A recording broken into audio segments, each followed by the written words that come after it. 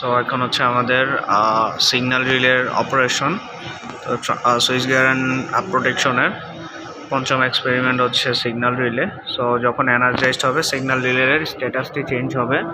So বর্তমানে status হচ্ছে নেয়ারের সাদা এবং লালের মাঝে। যখন অ্যাক্টিভ হবে তখন এটা পুরোপুরি লাল হয়ে যাবে।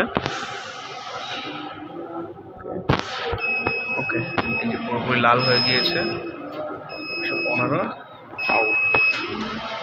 এবং এটাকে যদি অফ করতে চাই আমরা ভোল্টেজটাকে রিডিউস করে এই বাটনটাকে প্রেস করে দিলেই অফ হয়ে যাবে। আমরা ভোল্টেজটাকে রিডিউস করতেছি,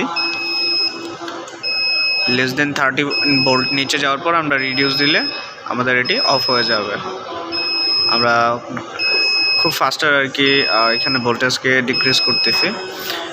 এখানে আমাদের আউটপুটে একটি ইন্ডিকেটর ল্যাম্প এবং হচ্ছে আউটপুটে একটি বার্জার আছে। তো এখান থেকে আমরা চেষ্টা করবো সেটাকে লেস দেন 30 নিচে নিয়ে যাওয়ার জন্য।